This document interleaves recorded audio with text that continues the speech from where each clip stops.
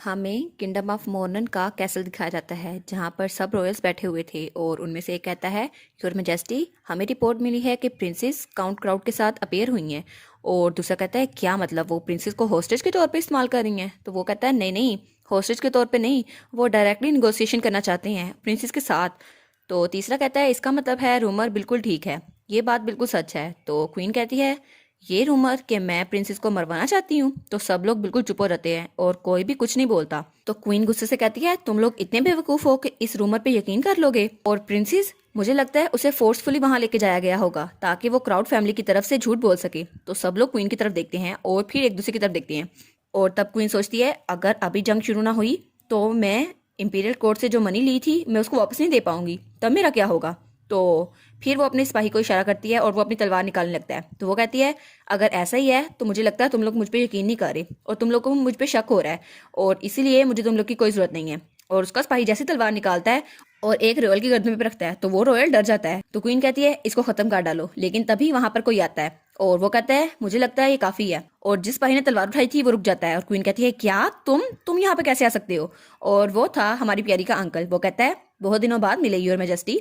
तो क्वीन कहती है हेजल, मैंने तो सुना था कि तुम खून की उल्टियां कर रहे हो। तो वो कहता है हाँ मुझे माफ कीजिएगा, उस दिन मैंने बहुत ज़रा वाइन पी ली थी इसलिए मुझे खून की उल्टी आई थी, लेकिन मैं बिल्कुल ठीक हूँ।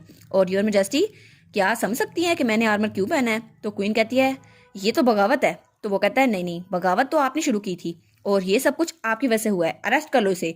और तभी एक आदमी वहां पर किसी को लेकर आता है और उसको नीचे गिराया जाता है। तो क्वीन कहती है ये कौन है अब? तो वो कहता है क्या आप कोचमैन का फेस नहीं पहचानती? तो क्वीन, वो तो बिल्कुल बौखला गई थी, वो कहती है नहीं नहीं मैं इस आदमी को नहीं जानती।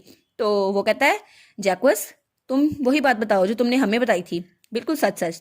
तो वो रोते हुए कहता है क्वीन ने हमें ऑर्डर दिया था कि हम प्रिंसेस को मार डालें और उसका नामो निशान खत्म कर दें और इस सब का इल्जाम क्राउड फैमिली पे लगा दें। तो वो कहता है अच्छा, और तुम इस बात पे राजी हो गए? तो वो कहता है हम मजबूर थे, क्वीन ने हमें बहुत ज़रा मजबूर किया था। तो प्यारी का अंकल कहता है सब लोग जो यहाँ हैं, क्या तुम लोगों ने इसकी टेस्टिमनी सुनी? क्वीन ही गद्दारी कर रही थी और ये क्वीन ही है जो थ्रोन के असल हकदार को मरवाना चाहती थी। तो क्वीन बहुत ही ज़्यादा डर जाती है और उसके बाद हैजल के ऑर्डर पर क्वीन को अरेस्ट कर लिया गया और उसके बाद नेवरिया का दौर खत्म हो चुका था। और फिर सीन चेंज होता है और हमें खेमे का सीन दिखाया जाता है जहाँ प्यारी और उसका अंकल बैठा हुआ था। तो प्यारी उसको काउंट मेंशन के बारे में बता रही थी। वो कहती है वहां पे इतने ज्यादा क्यूट से बच्चे हैं, वो तो इतने ज्यादा प्यारे हैं, और लेडी लमील वो कितनी ज्यादा अमेजिंग है, वो खुद कैपिटल गई थी अपनी ट्रू लव को ढूंढने के लिए। और उसके बाद मैंने तो लॉर्ड सिबरी से स्वॉर्डमैनशिप भी सीखी। और ये कहते हुए ब्लश कर रही थी। वो कहती है हम लोग प्रैक्टिस करते थे और मैं आपको ये दिखाना चाहती हूँ अंकल। तो उसका अंकल कहता है अच्छा तो ये बात है? तो वो कहता है मुझे लगता है तुम बहुत ज़रा अच्छा कर रही थी। तो प्रिंसेस प्यारी कहती है रॉयल कोर्ट के बारे में क्या क्या वो सब कुछ मसला हल हो गया? तो उसका अंकल कहते हैं हाँ वो बात तो सब कुछ हल हो चुकी है। तो वो कहती है लेकिन अगर क्वीन ऐसी खत्म हो गई तो क्या होगा? तो वो कहता है नहीं, तुम्हें इस बारे में फिक्र करने की जरूरत नहीं है और उसके साथ हमदर्दी करने की तो बिल्कुल भी जरूरत नहीं है।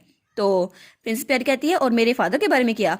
तो उसका अंकल कहता है नहीं, वो भी बिल्कुल सेम है और उसकी हालत तो बहुत ज़रा बुरी हो गई है। तो इस वक्त किसी नई क्वीन को लाने के बजाय तुम्हें ही थ्रोन को हासिल करना चाहिए और तुम इसके काबिल हो। तो वो कहती है नहीं, उस वक्त क्वीन को लाना सबसे बेस्ट ऑप्शन था जब मैं छोटी थी क्योंकि मेरे पास पावर नहीं थी, लेकिन 13 साल की उम्र में मैं तो बहुत ज़रा यंग थी रूलर बनने के लिए। तो उसका अंकल कहता है वेल पास तो पास था, अब जो गुजर चुका वो तो गुजर चुका, अब तुम क्या करना चाहती हो? तो वो कहती है मैं। तो उसका अंकल कहता है अगर तुम चाहती हो तो मैं तुम्हारी कोरोनेशन सेरेमनी अभी अरेंज करवा देता हूँ और अगर तुम्हें थोड़ा इंतजार करना है तो सक्सेसर ट्रेनिंग पीरियड पूरा होने का इंतजार कर लो। तो वो कहती है नहीं मैं कहीं नहीं जाऊंगी। वो कहता है क्या? तो वो कहती है मुझे रॉयल कोर्ट वापस नहीं जाना और मुझे क्राउड कंट्री में रहना है। तो उसका अंकल वो तो पत्थर बन चुका था। वो कहता है क्या? लेकिन तुम तो इकलौती प्रिंसेस हो, थ्रोन की इकलौती हकदार। तो प्यारी कहती है नहीं नहीं अंकल आप मेरी बात समझे ना, मैं थ्रोन को क्यों हासिल करूंगी जब मैं कोर्ट की शैडो में रही हूँ अपनी पूरी जिंदगी।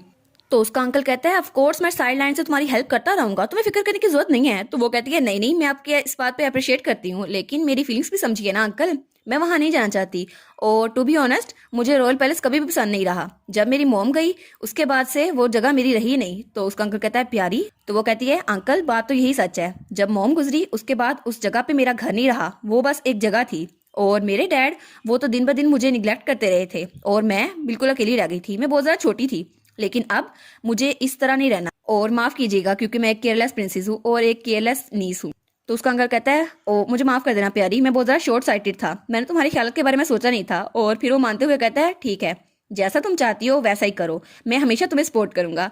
तो प्रिंसेस प्यारी कहती है thank you so much uncle, आप तो सबसे ज़्यादा बेस्ट हैं। और उसके बाद सीन चेंज होता है और हमें खेमे के बाहर का सीन दिखाया जाता है। और उसके बाद एक और खेमा जहाँ पर लमील का डैड और प्यारी का अंकल बैठा हुआ था। तो लमील का डैड कहता है मैं बहुत ज़रा खुश हूँ कि जो लेटर था वो टाइम पे पहुंच गया। तो उसका अंकल कहता है मैं यहाँ पर वो लेटर देखने के बाद बहुत जल्दी आ गया, लेकिन कितने दिनों बाद मिले ना हम, तुम कितने ज़्यादा बूढ़े हो गए हो। तो वो कहता है नहीं नहीं, लेकिन अब मुझे बताओ क्या आप किंग बनने वाले हो। तो वो कहता है हाँ गालिबन मैं ही बनूंगा। तो लमील का डैड कहता है अगर तुम किंग बन गए तो फ्यूचर निगोशिएशन थोड़ी ज़्यादा ट्रबलसम हो जाएंगी। तो प्यारी का अंकल कहता है नहीं नहीं, इसकी जरूरत नहीं है, जब तक मेरी नीस बिल्कुल ठीक है इसकी वजह से हमें बुरे हालात में मिलने की जरूरत नहीं है। तो लमील का डैड कहता है क्या ये एक धमकी थी। तो वो कहता है बिल्कुल नहीं, ये एक रिक्वेस्ट है तुम्हारे पुराने दोस्त की तरफ से, प्लीज प्यारी का अच्छे से ध्यान रखना। तो वो कहता है ऑफ कोर्स मैं उसका ध्यान रखूंगा। और उसके बाद वो दोनों बाहर आ चुके थे। तो प्यारी का अंकल वहां से जाने लगता है। तो वो कहता है ठीक है तुमसे बाद में मिलता हूँ। तो लमील का डैड कहता है ठीक है अब तुम्हें आर्मी को डिफीट करने पे फोकस करना होगा। तो वो कहता है हाँ हाँ, लेकिन अगली बार मैं बच्चों के बारे में खुशखबरी सुनना चाहूंगा। तो लमील का डैड कहता है क्या बच्चों के बारे में, कौन सी खुशखबरी। तो वो कहता है तुम्हें फिक्र करने की जरूरत नहीं है, अगर तुम्हें नहीं पता तो कोई बात नहीं। और इसके बाद वो वहां से चला गया था और वो सोचता है बच्चों के बारे में कौन सी बात हो सकती है। हाय तुम्हें तो ये भी नहीं पता सिपरी और प्रिंसेस की तो जोड़ी बनने वाली है। और फिर वो आसमान की तरफ देखते हुए सोचता है कम से कम जंग तो नहीं हुई, क्या मुझे अब क्राउड मैंशन वापस लौट जाना चाहिए, ये तो बहुत ज़रा अच्छा रहेगा। और उसके बाद सीन चेंज होता है और हमें क्राउड मैंशन दिखाया जाता है जहाँ पे लमील लेटी हुई थी और हमारा राहुल वो एक बुक पढ़ रहा था। तो लमील कहती है ये तो बहुत ज़रा अच्छा हो गया, अब कोई जंग नहीं होने वाली, अब तो मैं खुल के रिलैक्स करूंगी। तो राहुल कहता है क्या आपका डिनर आपके कमरे में ले आऊं मैं। तो लमील कहती है वाह राहुल ये तो बहुत ज़रा ग्रेट आइडिया है, लेकिन नहीं एक्चुअली मुझे ये आपको नहीं कहना चाहिए, इसके लिए कैरल है ना, तो कुछ भी हो जाए मैं आपको तंग नहीं करूंगी। और तभी दरवाजा खोल के कैरल आती है, वो कहती है मिस। तो लमील कहती है चलो अच्छा हुआ तो आ गई, क्या तुम इंतजार करी थी मैं तुम्हारा नाम लूं। तो कैरल वो अपना पसीना साफ करते हुए कहती है ये आराम से लेटने का टाइम नहीं है। और फिर वो ब्रश पकड़ लेती है और कहती है सर कैशियन यहाँ पर है, आपको जल्दी से ड्रेसअप होना होगा। तो लमील कहती है क्या किसी नोटिस के बगैर। तो राहुल कहता है कैशियन वो कौन है। तो लमील कहती है वो तो मेरे ग्रैंडफादर हैं। तो वो कहता है ग्रैंडफादर इसका मतलब है। तो लमील कहती है हाँ वो मेरे मदर के फादर हैं, तो इस तरह वो मेरे नाना हुए, मेटरनल ग्रैंडफादर काउंट कैशियन, और वो मुझसे मिलने के लिए आ जाए हैं। और उसके बाद सीन चल होता है और राहुल वो थोड़ा घबराया हुआ था और वो लोग उनसे मिलने के लिए जा रहे थे। तो राहुल सोचता है मैं उनसे पहली बार मिलने वाला हूँ, पता नहीं कैसा महसूस होगा। तो तभी वो दोनों वहां पहुंच चुके थे। तो सर कैशियन कहता है कम से कम तुम लोग पहुंच तो गए। और उसके बाद वो चाय का कप नीचे रखता है और तीनों एक दूसरे की तरफ देखते हैं। तो लमील का ग्रैंडफादर लमील और राहुल की तरफ देख के कहता है लिटिल थीफ। तो वो दोनों उसकी तरफ देख रहे होते हैं। तो राहुल उसको तो पसीने आ रहे थे, वो कहता है एक मिनट क्या इन्होंने मुझे अभी थीफ कहा। तो लमील उसके कान में कहती है मेरे डैड वो बड़े थीफ है, इसलिए आपको फिक्र करने की जरूरत नहीं है, वो हमें ऐसे ही कहते हैं। तो वो बढ़ते हुए अपने नाना की तरफ आ रही होती है, कहती है ग्रैंडफादर आप अचानक कैसे आ गए। तो वो जल्दी से राहुल को इग्नोर करके लमील के पास आता है और कहता है बहुत दिनों बाद मिले मेरी प्यारी सी प्रिंसेस। और लमील उसने तो उनको दूर किया हुआ था। तो वो कहता है तुम्हें अपने ग्रैंडपा की याद नहीं आई मेरी प्यारी सी बच्ची। तो वो कहती है मॉम और डैड भी आए हैं क्या आपके साथ। तो वो कहता है हाँ वैसे भी मैं तुम्हारी मॉम से पहले मिल चुका हूँ और उसने भी मुझे डांटा था कि मैं बिना बताए आ गया हूँ। तो राहुल सोचता है वाह ये तो कितने ज्यादा इंप्रेसिव है। तो लमील का ग्रैंडफादर कहता है और तुम वहां पर खड़े क्या कर रहे हो। और राहुल अपना इंट्रोडक्शन करवाते हुए कहता है नहीं नहीं आपसे मिलकर बहुत ज्यादा खुशी हुई, मेरा नाम है राहुल आर्नन। और वो बड़ा जगमगा रहा था। तो लमील का ग्रैंडफादर कहता है ओ डियर तुमने इसकी शक्ल देख के से शादी की है ना, चलो अब बैठ भी जाओ। तो लमील कहती है हाँ हाँ इसकी शक्ल देख के तो शादी की है। और उसके बाद वो लोग बैठ चुके थे और लमील राहुल को कुकीज पेश कर रही थी। तो सरकैशन उनको देख रहे थे। तो सरकैशन कहता है ये तो बिल्कुल लवी डवी हो गए हैं। और फिर वो कहता है ऐसा लगता है तुम लोग मैरिड कपल के तौर पे बहुत जरा ऑकवर्ड हो, तुम लोग तो अभी न्यूली वेड हो ना। और देखो तो सही तुम बिल्कुल अपने डैड पे गई हो जैसे वो तुम्हारी मॉम को फीड करता है। तो लमील के मुंह से चाय गिर जाती है। वो कहती है क्या। राहुल बेचारा वो तो शर्माया था। लमील कहती है क्या आप क्या बात कर रहे हैं। तो वो कहता है नहीं नहीं देख लो तुम दोनों बिल्कुल अपने मॉम डैड की कॉपी हो और अभी थोड़ी सी शादी को देर हुई है लेकिन देख लो फिर भी बिल्कुल वैसे ही हो।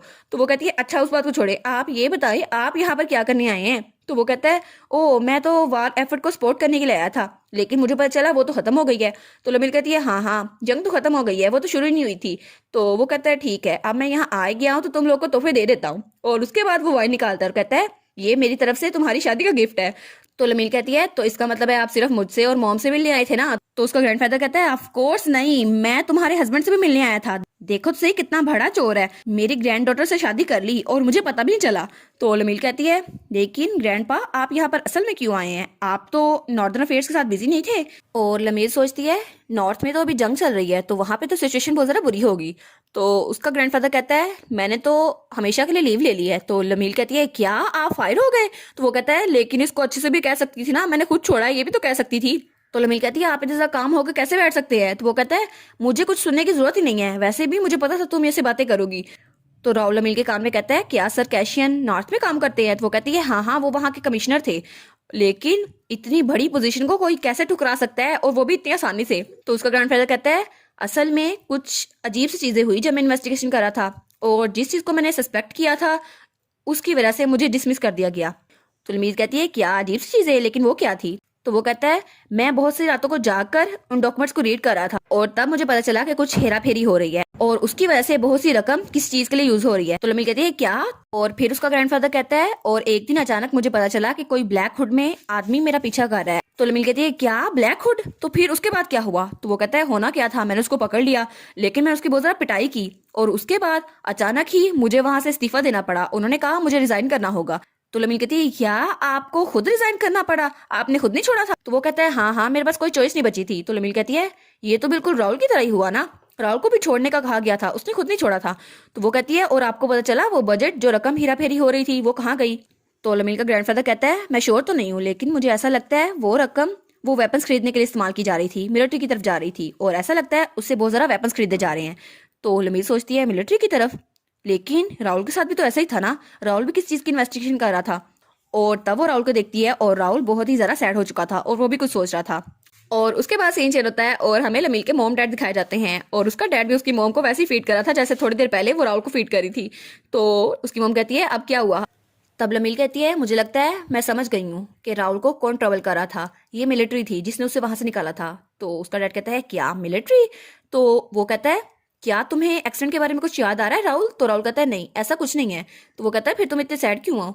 तो राहुल कहता है काउंट कैशियन उनको फोर्स किया गया रिजाइन करने के लिए क्योंकि वो इन्वेस्टिगेशन कर रहे थे। तो लमील की मॉम कहती है हाँ उन्होंने यही तो कहा था। तो लमील उठते हुए कहती है क्या बस इतना ही, हमें इन्वेस्टिगेशन करनी चाहिए ना, इस सबको खत्म करना चाहिए, देखे तो सही हमारी फैमिली कितनी ज्यादा ट्रबल हो रही है। और वो बहुत ज्यादा पुरजोश लग रही थी। तो लमील कहती है हमें पता चल जाएगा ना इस सब की वजह क्या है और हम इसको खत्म कर देंगे। तो उसकी मॉम कहती है क्या तुम पूरी मिलिट्री को खत्म करना चाहती हो बिना किसी सबूत के। तो लमील कहती है क्या मतलब कोई सबूत नहीं है, जो ग्रैंडपा ने इकट्ठे किए मटेरियल हम उसको यूज कर सकते हैं और जो राहुल ने इकट्ठे किए थे उसको भी। तो लमील का डैड कहता है मिली इस बात को इतना सिंपल ना लो, अगर ये इतना ही सिंपल होता तो फादर इन लॉ इसको डायरेक्टली सॉल्व ना कर लेते। तो लमील कहती है अच्छा ये बात है, लेकिन कुछ तो हो सकता है ना जो हम कर सकते हैं। तो उसका डैड कहता है हाँ फादर इन लॉ को पता होगा इस सब के पीछे क्या है और वो इस बात को भी अच्छे से जानते हैं कि मिलिट्री को अपनी दुश्मन बनाना अच्छा नहीं होगा और इसलिए वो चुप करके वहां से आ गए और वो ये जानते थे कि इसकी वजह से वो इंपीरियल कोर्ट को अपने खिलाफ कर देंगे और इंपीरियल कोर्ट की दुश्मनी इसका मतलब है कि आप पूरी जिंदगी सुकून से बिल्कुल नहीं रह पाओगे। और अब जबकि हमें पता चल चुका है कि इस सब के पीछे इंपीरियल कोर्ट है तो हमें उन पे नजर रखनी होगी लेकिन छुप कर, ताकि उनको हमारे बारे में पता ना चले और वो हमारे दुश्मन ना बन जाएं। और इसी के साथ ये वाला पार्ट यहाँ पर ख़त्म। तो आप लोग बताइएगा आपको ये पार्ट कैसा लगा, प्लीज़ लाइक करिएगा, कमेंट करिएगा और शेयर करिएगा। और जो न्यू व्यूवर्स हैं काइंडली वो चैनल को सब्सक्राइब कर दें और पिछली वीडियोस का लिंक आपकी स्क्रीन पर नज़र आ रहा होगा तो काइंडली उनको भी चेकआउट कर लें। Thank you so much.